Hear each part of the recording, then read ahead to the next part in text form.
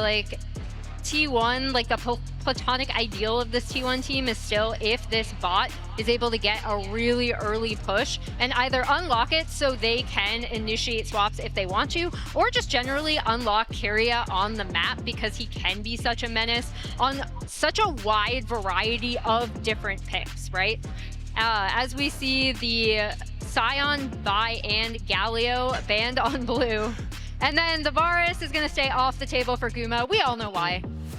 And if they don't ban Rumble here, I think it's very easily telegraphed by T1 with that Galio ban that that's what they're going to be looking towards. I expect that GENG will ban it away unless Keen has something else. The Ornn for Keen has not been great. He's had a couple of really rough games on it, even going back to last year. But it looks like GENG still not going to be bothered, and instead targeting Faker's champion pool. That does mean that the Taliyah this time around is open.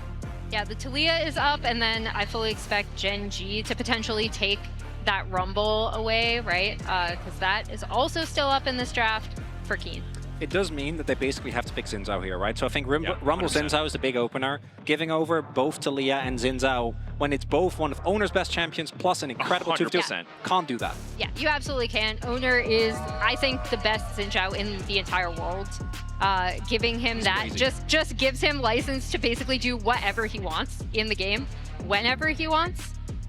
So we'll see if we end up getting that through from Canyon, because otherwise, yeah, that could spell a really nice early rotation for T1. The question is, they know it, we know it. Xin is the pick. If they don't pick it here, Owner will pick it. Is there something that Canyon wants to counter pick with? I don't think such a thing is... Okay.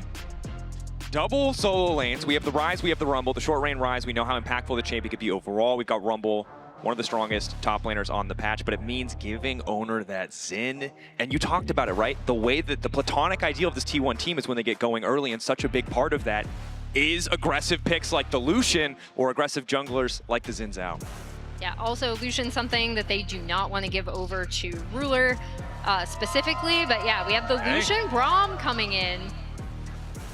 And we'll see if GENG do decide to round their comp off with, or their first three picks with the Xin Zhao, or if they want to. Yeah, I was looking Canyon towards the Skarner. Maybe that's also why they didn't. Canyon has been super consistent on the Skarner. Also one of the few champions that I think recently has been able to actually have early game impact on.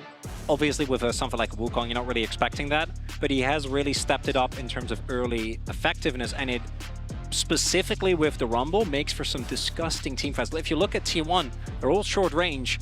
If you're ever in range of an Impale, you are getting toasted.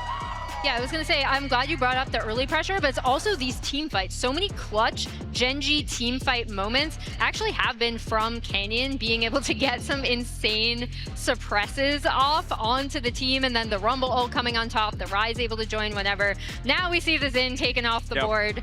Makes perfect sense, and you highlight it, right? I think a lot of people look at this matchup recently, they know that GENG are the expected favorite, they see all the co-streamers, pretty much everyone put GENG at the top of the list, but we look back to the last time they played, that game one. It came down to GENG being clutch. It wasn't just total dominance. Game two, of course, was, but it's something that's important to remember is that players on the side of GENG can be clutch, and now we're seeing a lot of these picks limited. Bot lane, going to be who suffers on the side of GENG. Jungle, of course, going to see two bans taken away there, the Xin and the Trundle. Wonder what the GENG bot lane is going to go towards. GENG have been picking with this exact pattern now. The Nico, one of the stronger picks, of course, taken away from Duro. There's a decent amount of engage you can still run into Braum. You just kind of have to accept it in lane. You can't do too much. But thus far, the GENG comp doesn't have too much hard CC outside of just that Skarner. Unless, obviously, Chovy is able to get on top of someone. The Alistar is also going to get taken off the board. What does GENG want to go towards here, and what are the counter picks going to be? I'm leaning towards an Ornn for Doran here. That has been one of the more consistent counter picks into this Rumble. And what is Owner going to go towards? I think one of the big things we have to look at with the culling, with the Taliyah, pretty effective range advantage outside of that equalizer. Can keep these champions at arm's reach. So how did GENG shake that up? Skarner, one tool, but a bit telegraphed in his engages without a flash. Now, pairing it with that much more aggressive hard engage options in the Rel. But of course, into the Braum, it can be tricky. Yeah, and they're going to wait to see what T1 end up locking in before they pick Ruler and a bot lane for him to go up against this super strong Lucian. Ooh. Taking their time. And it's interesting because you mentioned how important the bot lane was for T1, and it seems like GENG respect that because they're consistently giving counterpick to Ruler for the second game in a row. Not something I'm really used to seeing in the context of this meta, but now it looks like your dreams will be answered there, as we now have an insane wombo combo front-to-back dream from the side of T1. The Ornn and Braum together, the Jarvan to really kick things off. And this would be obviously comfort for Ruler going way back. I think this is a lot more within the current meta. As long as you get an AD carry that has a way out of a Cataclysm and out of an Ornn, that's really all you're looking for, right? Even being able to not have to deal with the culling is a big win for Ruler here. Yeah, and I think that's why they kind of wanted to wait to see the full composition, right? But Ezreal does deal with a lot of things that T1 kind of want to throw at the AD carry because he is so slippery. And he does kind of give you some pushback in that bottom lane as well. Do expect this time around to see Guma and Keria have a much better time in the 2v2. There's also the power of this Jarvan. When it comes to early ganks, there are a lot of juicy targets on the enemy team. Both Rumble and Ryze don't have an easy way out of EQ combos. So I'm gonna kind of see if Owner is going to look to have a very early impact here to try and throw GENG off their game. Because I think we saw in game number 1 as well, if GENG don't fully lose control of a game, actually playing the game becomes so insanely hard. Yeah, and I'm also looking at what goes on in mid, right? Because I think Faker really excels when he is on these picks, like Talia, that really showcase what a mind he has for the game and give him the ability to affect other lanes really easily. So in watching some of Owner's early pathing, I'm super curious to see where he's going to decide to go and potentially maybe affect his lanes early. Importance of that J4, right? Can have the early impact. Level 2, level 3 ganks, not uncommon. Often a champion that's deprioritized. I'd like to see a little 3-camp gank. I'm always a fan. I'm always talking about this in LTA too, where it's like, can we please just see some early action, you know? Look, we were around in Season 3. So was Faker. He's no stranger to a 3-camp gank. It's been a long time since we've had that meta. Let's see if the level 1 has any blood for us.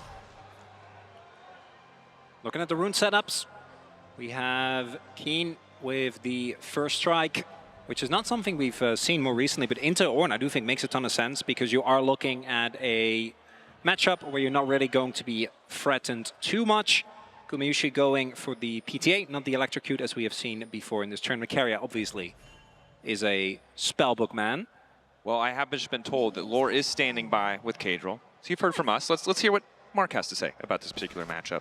I am indeed with the Rat King here once again. Kadril, tell me about the atmosphere here at MSI. T1 versus any team is always different. How has it been so far? The crowd is crazy. The noise is insane.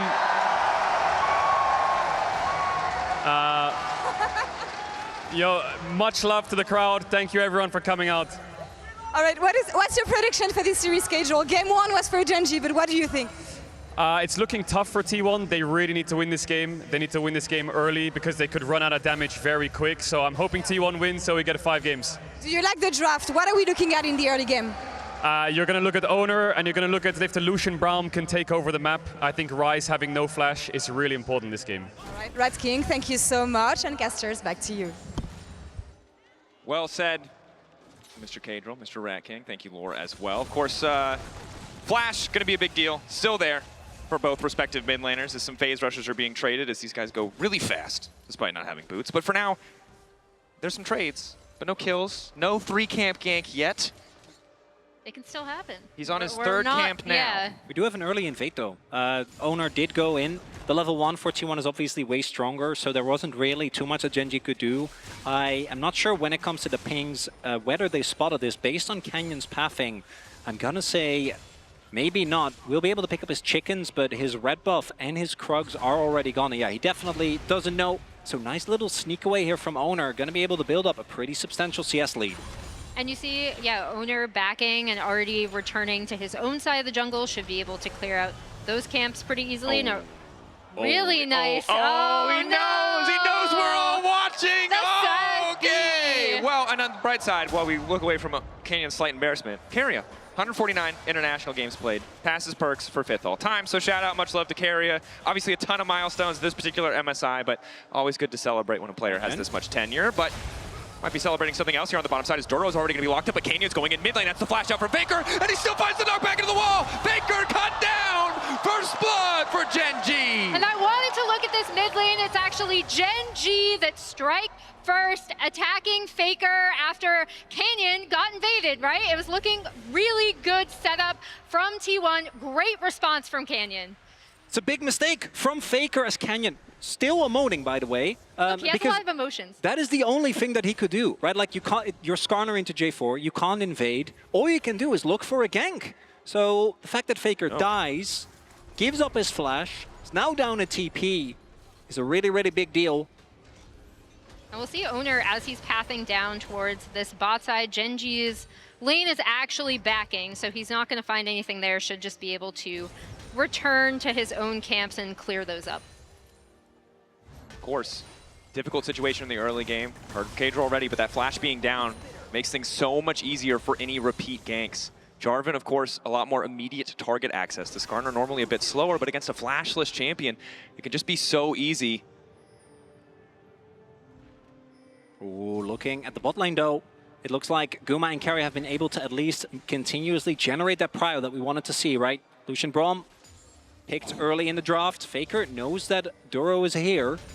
Plotted out, and so much attention paid to the mid lane in this game. Chovy kind of left on an island in the Annie game. This time around, they are not letting Faker play whatsoever. Really trying to capitalize and punish Faker in the earlier stages. The flick back doesn't quite hit, but Owner's here to cover as well. And I think not surprising, given how well Faker did in the first game, they don't want to give him any room to breathe here in the second.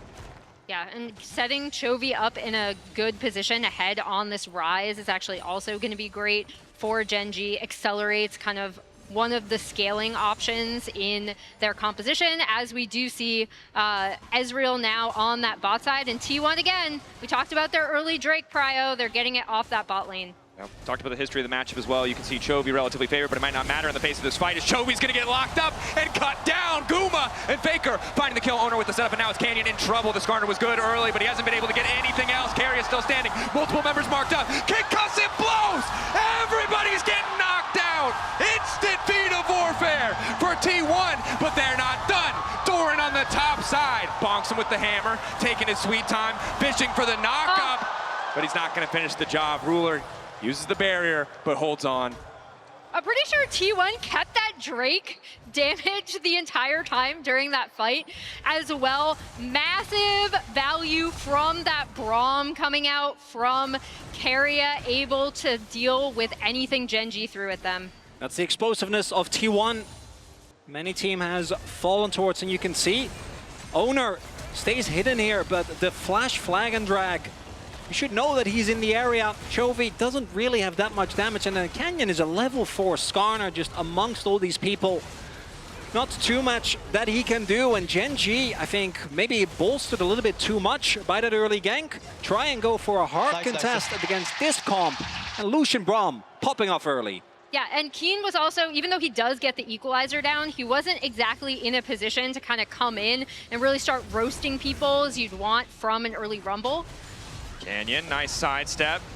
May try to go through the wall here, but Keen is on the way down, so he might be happier about this fight than expected. Canyon not feeling the beat at all as Keen manages to find the kill onto Faker. Canyon still manages to get out. The flash over the wall. They're absolutely bamboozled. Canyon needs a little bit more shielding. Duro! Are you kidding me? The slimmest margins. Canyon shouldn't be alive, and he's still going. Q forward, shattering strike, buying a bit more time. Oh, the flame spitter, it just keeps coming. Canyon lives. It's a jungle Canyon. As GENG fight back in this fight. T1 thought that after the great start early on, Canyon overextended. Little did they know it was all an elaborate trap as the sidesteps early on dodges the damage. And the big thing is Keen is here, and then Chovy, shout out to him, right? Like he does his jungler a solid. Canyon able to flash out, survive this entire thing, and then Duro coming in, locking down Owner, and then they're immediately on to Keria. And what a bounce back. The previous fight was a disaster. They managed to hold on in that one. And one of the big criticisms levied against GENG, the reason why people might be skeptical. Jungle and support working together, not always on point, but there, Duro showing up just in the nick of time to save his jungler, to find that extra kill, and it's GENG right back in the driver's seat. And right there, you see as well, Helper excited about literally every play. Coach Kim, he's watching, he's taking Serious. notes. Good cop, bad cop, you know? I gotta make sure, you know, it can't just let T1 get away with it and help her. We have seen even in backstage, really big for the GENG mentor, and really every single clip. That's just how he is, even at Low Park. Yeah, you see GENG has a slight gold lead, but off of the reset. T1 actually were able to clean up those grubs, which is going to be really good for them. And they're actually only one objective away from claiming feats outright. Would be an excellent boon to have at this point in the game. It has been neck and neck, only about a 900 gold lead, 800 now for GENG. Both sides would really love to complete that first item, because I think while we talked about damage potentially running out, we heard it from Kajol earlier, right now neither side really has enough sustained damage outside of the Rumble to win out in these fights, although Canyon getting picked off, manages to snag 2, and Ruler's here. Free firing is the Ezreal. Guma unfazed. Carrion now retreating, likely just to fall here. They'll get 1. Ruler happy to have the kill. And that's the playmaking Skarner we've come to expect from Canyon. That's why he is so dangerous on this champion, and Guma might be in trouble. Owner spotted. Dashing through, Mystic shot sidestepped, TP on the way down, Owner on the way in, flash out from Guma's good, Shattering Strike still hits and down he goes. Owner's finally here, but it's too late. Faker just tells him to back off, there's no play left. And that is a TP invested by Faker. That is Guma's flash now down. And that's the second game in a row where it feels like GENG is just straight up running away with this early game. And I think credit to Canyon, right? When we talk about GENG, we mentioned platonic ideals already. GENG are that precise team, right? But when it's time to step on the gas, when they know they have an advantage, when they need to push it, when he needs to find a gank, GENG can still do it. They find those plays on the bottom side, and T1 are the ones left wondering what the hell is happening. Yeah, and the big thing is that Chovy is now in such a good position. RD3, 1 and 2 on this rise. Should be able to lock that first item in soon off of this back. Yep, there we go. Roa, that's going to make him so much more difficult to kill now. For 10 minutes, and Keen, with First Strike in particular, if you can get your early spikes, sitting on the biggest gold lead in the game, by the way, 1,000 for this Rumble, courtesy of his own early skirmishes, it snowballs so quickly because it takes, right, part of the damage that you do. If you have a very early Leandris and you're just farming that again and again and again, and T1, they still have a lot of aggressive power when it comes towards this front to back, right? There's the Ornn, there is the Jarvan as well, and there is a lot of CC that can kind of play the way that GENG did in the previous game. They can, but we'll see how GENG kind of want to set up potentially around this Drake. Because I am not sure if T1 are going to want to fight them. But T1's going to start it out. T1 kicking things off. GENG not in a great spot. Do have the necessary vision to try and contest. Ruler off on the side seems to be the target. Duro locked up, flicked back, doesn't have the chance to do anything. Excellent block on the ulti coming in from Ruler. Solid pick to start the fight for T1, and now GENG, they're starting to reconsider. You kind of set that up, Dracos, with the pick potential, right? The Braum to Leah combo coming in clutch for T1. Look at that TP. Canyon. Doran's on his way. Ruler still standing. 1,500, it's going to be the flip. Chovy potentially locked up by the ramp. Locked down in the pit. T1 already found one. They're looking for another. Chovy off on the side as T1 descend, and Keen trying to make the difference. The Roam Orb not coming out in time, and Keen cut down!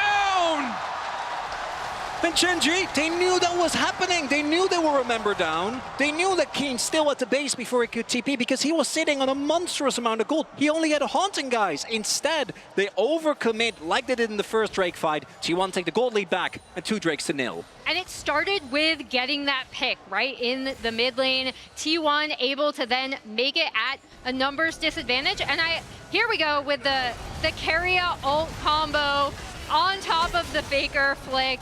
Duro is dead for this, and that is the go button for T1, right? And I was kind of surprised that GENG continued to try to contest this instead of just soft contesting. Especially with Chovy being Rise, right? Unless you flash, once they get on top of you, you're not going to be able to get an easy way out. There's way too much CC. Maybe looking for a quick exit, but if everyone on 10G is there, you're just going to get burned down. In the early game, a back and forth here as T1.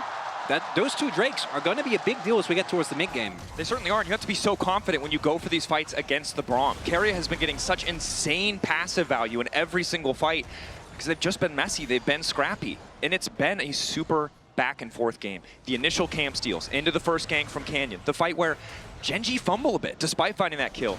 and then they immediately get a fight back. And here we have this just continuing this trend of trading fights. And at this point, neither side with a massive advantage. It is, to your point earlier, just those Drakes. The convenience of being able to set up around the threat of Soul Point as we see the red buff hotly contested. This is pick T1. The moment they get a slight lead, they feel like they're ahead, they're going to be pushing into your jungle. They're going to be taking your camps, and they're going to be looking for chip damage on anyone they can find. Yeah, that's what makes this T1 team so deadly, right? Is again, like either punishing mistakes or trying to find windows. As Owner is there to absolutely stuff this attempt from Canyon. Ready to body block. Whatever that Scorpion's going to do, I will eat that damage so Guma can free fire. And again, this mid lane matchup is tough because neither side really has too much lifesteal yet. So whoever gets the poke, whether it's the culling or the mystic shots, that damage is going to stick before an objective. And in the side lane, Chovy is laning as just Roa with a couple of stacks rise into a Kanik Rooker Ornn. Doran is completely unfazed, and for Doran, all he really cares about, the fact that he's behind Keen, it doesn't really matter. He wants to hit his levels, and in experience, isn't even behind, actually slightly ahead. Want to get to the level 13, 14 breakpoint where you can start giving out the items to the rest of your team. And you can already see T1 rotating up, Faker using the TP on this top side, and Keria coming over to maybe look for something onto that Rumble as Guma chases out Duro, and this should be a nice setup directly before Herald. Control over the top side going to T1 is big. Keen, no TP of his own. Chovy does have TP, hence being forced to lane in that bot side matchup where maybe he's not going to do too much damage. And T1 choking the vision out. They don't want to give GENG that easy access into the pit. Yeah, they'll be backing, and reset should be in time just after this Herald spawns. They should be able to get into position, but again, they have to force GENG to respond to the push in mid, respond to the push in bot, right? This is such good setup from T1, and yeah, they're already on it pretty much at spawn.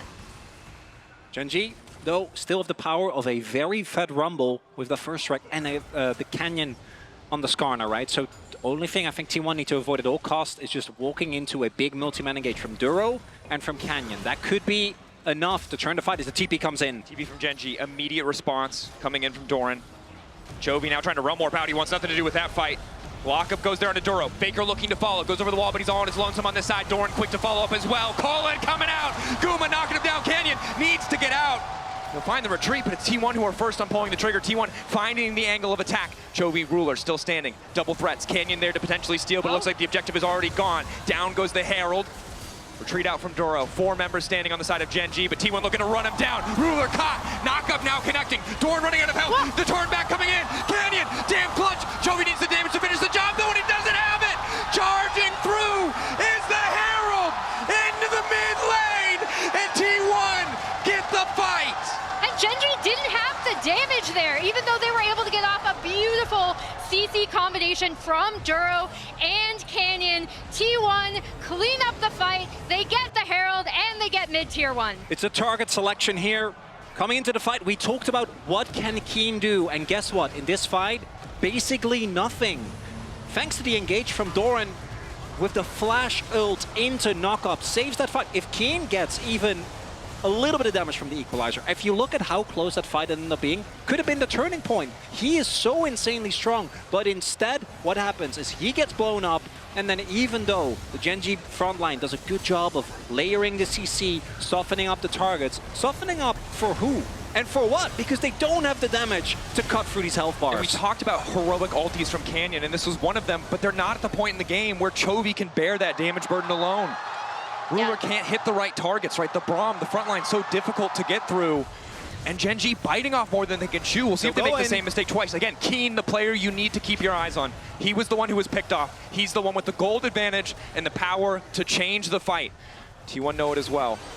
No reason to risk, but it is Soul Point. Faker poking, prodding on the side, contesting a bit of vision, making sure GENG feel threatened. But T1 not hesitating to risk the flip. Faker wall. Canyon, they don't see him. Faker wall the zone off. Equalizer to start things off, keeping them in the fight. Canyon going over, but who's going to get it in the end? Eyes on the Drake, but Faker laying down so much damage, and the Drake might not even matter. Guma continuing to free fire. Uncontested his door, just barely makes it out. No, he will get cut down. Canyon finds a good ulti, but Chovy's zone from the fight. The Rise doesn't have the range, but T1 sure as hell have the damage. Another fight in their favor. Canyon still in the area. Might look for a possible steal, desperation play from the Skarner. He's not seen. 2.5K. Getting lower. Not spotted. Doesn't know. Doesn't Gone. know. Goes in, goes right back out. But now the chase. Hex gate. T1 want a little bit more. Canyon running. Flick back, flashed away. Oh, they get the flash as well, and that makes it that much more devastating. And T1 are finding these fights that CC isn't layered with the equalizer, so it just doesn't do enough damage. And again, a crucial member of GENG gets blown up in the fight as Doran again hits the mark. Yeah, I was gonna say the Doran and Faker combo coming out from this fight to immediately get onto Ruler, kind of take him out. And even though Keen is still doing a really solid amount of damage, there's still just not enough damage coming out of this team to clean up T1. And that's Soul Point. That is 26 kill in 18 minutes. I was really excited to just have a nice chat with you guys. Nope. You know, our LCK games, sometimes we have the opportunity for that. Not today, not today, Not today, not in this game. And Not with T1 in control of the tempo. Definitely not. And one thing that I will say, Ramarp. Oh. Guma looking powerful, but may have been picked off. Carrier here to body block and try to cover. Guma sidestepping as best he can, but they're moving their way around the Unbreakable. Down goes the Equalizer, and Guma cut out of the fight. Ezreal ulti from Ruler is good. The fight's still coming through for GENG. They found the angle, and they're taking it. Quick double for Ruler. We talked about Ruler being taken out of the last fight. Guess what? He just is now back in the game off of a really crucial pick from GENG. Closer to the 2-item spike. Both Chovy and Ruler, tiers fully stacked. Once they get that, it's going to be a nice influx of power for the coming fight. We're still far away from Baron. It's a breakneck speed. You highlighted it beautifully, Mao, but Baron not on the table. Otacon 20 seconds away, though, may be the angle of attack for GENG. Yeah, the big two things we have to watch out for are that Otacon and the fact that they need to contest T1 on this Hextech Soul. You do not want to give this team composition, especially Gumayushi Lucian, a Hextech Soul. As stroke of irony, as it's Guma that kind of gets caught in a spot where Ruler often has been found. Really good immediate collapse, and you see T1 try and maybe salvage the fight, but the moment that Doran also gets slammed into the wall, decide the better of it is Ruler knows that they are not out of this game yet as Otacon has been started up. Doran trying to get in, ready to blow the horn if he has to. Owner, it's so hard to deny him access to the pit. Doran getting chunked out, still 5K, they can't really afford. Instead, they're turning. GENG collapsing on the flanker of Doran, but here comes Faker laying down the wall. All D leverage. Only one member gonna get knocked up. They want to burn through Chovy. 4K on the objective. They're not gonna be able to finish it, but now the fight breaking out. Carrier trying to find the angle. Gumayushi throwing down the calling, and all of GENG is starting to fall. Chovy and Keen on the run. They can burn whoever they want, but it's not enough to take the fight. Doran unfazed. Carrier stepping up. Faker to follow through and bring it home. 7K on the Otacon, but it belongs to T1. The T1 not going to let a single pick stop them from doing what they love, which is fist fighting to the death.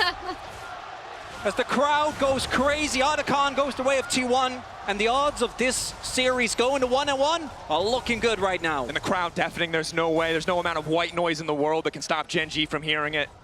The 6th man for this T1 lineup. And again, the perfect world for Keen, you can see it. The 2K individual gold lead, but without him in a fight, it is a 6K relative deficit for GENG, and that's devastating. It's devastating, and I actually thought Faker, being able to separate with the wall was kind of the setup for that fight, right? Because GENG were kind of stymied and kind of caught with like, okay, where do we go? Who do we want to jump onto? And now T1 in very solid control of this game. And what happened there as well is that they tried to look for Doran, but I think he took a pathing. You could see Canyon going towards upper part of the brush, expecting Doran to walk back to his team, but he just walked down instead, and that means they couldn't get the pick onto Doran, which means that Canyon was overextended. And I think GENG with a desperation play there, and now again, the gold lead already rough, but T1 have 3 Drakes, and you cannot again. Of all Drakes, I think Hextech Soul is the most unplayable. There's just no way you get to play the game from any point onwards because the slow is so debilitating. They also have the ornaments, and the one lead that GENG had, the flowers, now mitigated as well. Definitely are. The big thing, not a 3rd completed item here for Guma or Faker yet, but they're on the way. So a brief window, or at least in terms of completed items, GENG are close. But this fight is going to be incredibly difficult. You can see they don't have control over mid. The range of the Ezreal, the ulti, not enough to give them that mid lane push in the face of Guma, who has that extra PF sword, that extra pickaxe. And you see how T1 have done such a good job, right? We have this, we have the Ornn already TPing bot, and they've already pushed into this bot side jungle. It's a perfect setup to really put GENG in an advantageous position where they have to check into VOD. Again, it has to be a one-more combo. It has to be a combination of Canyon and Keen, maybe Duro finding multi-man ultimates if GENG want to salvage his fight. Ulti from Ruler only connecting onto Carry. Off on the side, it's Keen! Caught off once again! He buys an extra second, but it just does not matter. Down goes the Rumble, the equalizer decent, but the follow-up is just not there. Carry a body blocking, keeping Chovy out of the fight single-handedly. He's gonna be able to realm warp to safety, but Canyon with the pullback, can it be the face that turns? Faker stunned, not able to find the follow, but the flick back into Chovy, it's good! T1! Find the angles, find the fight, find the pick, and just keep the ball rolling. GENG shell-shocked as T1 break into the mid lane. It's a layered engage from T1.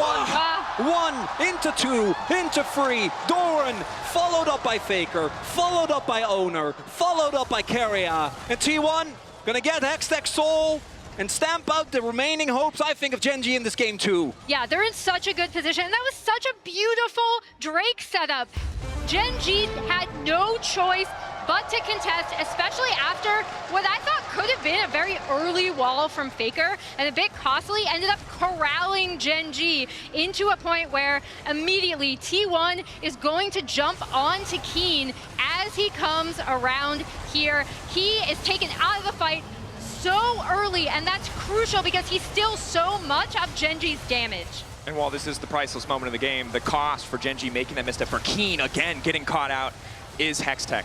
The soul you never want to see on the opposing side, and we know what happens when you fall behind this Braum composition. It's so easy for them to clean up these kills. There's nowhere for GENG to go once they start to lose a fight. And we often talk about the lane when it comes to the Ornn into the Rumble, right? Because you're able, as Doran with a smile on his face, I'd love to see it, as a double kill is happening. Guys, the Hextech Soul's gone. I don't think that GENG really gets to do a whole lot, but what I want to highlight, it's also, in these fights, Keen needs to be on top of people. He doesn't really have a choice, right? He needs to do damage. He needs to actually get value from his kid.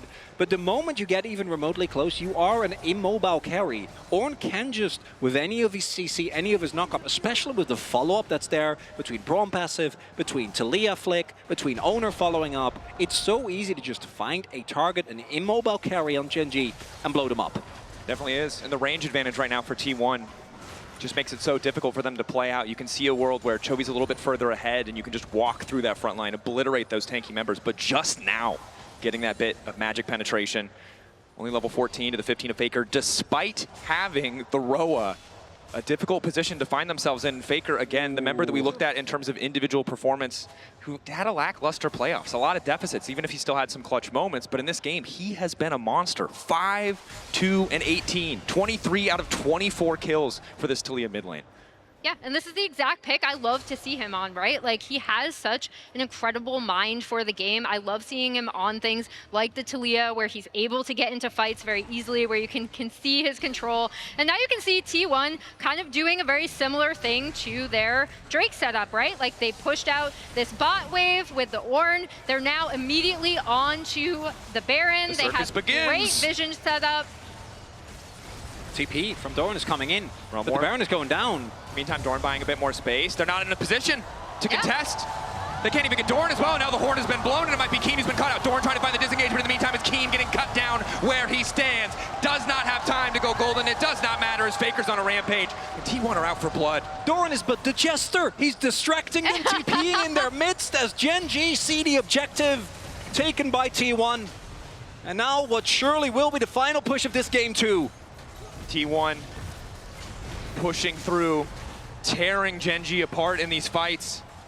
GENG had that first kill, but kept giving these angles back to T1. Owner getting aggressive onto Chovy. Chovy no way out. Carrier ready to follow up. He has to go back under the tier 3 tower. Good sidestep keeps him standing. T1 maybe forced back for a moment, but as you highlight, Emily, Faker is here. And the Hextech Soul, that poke only continuing to add up. Ruler trying to get some push, but Carrier ready. Uses the unbreakable. GENG. The damage is T1. Lock up there, flick back onto Canyon, manages to find a few members, but again, GENG running, sent packing. GENG, when they had the lead, they choked T1 out, but T1 backbreakers in this game as Guma finds the double, looking for a few more kills, looking to tie up the series. GENG, whatever dominance they had domestically, it's a different story on the international stage. T1 won't go quietly, and GENG sent packing here in game 2. I love the way we saw how both of these teams choke out their opponents. As we see T1 cleaning up the Nexus. Unlike GENG, who kind of slow things down, they're like, we're gonna force you to come to us. You're gonna have to make terrible decisions. T1 are like, you have to make terrible decisions, and we are going to punch you in the face. And Doran in particular, that Ornn game, crazy. Incredible stuff. Let's go back over to the analysts to talk about that crazy turn from T1.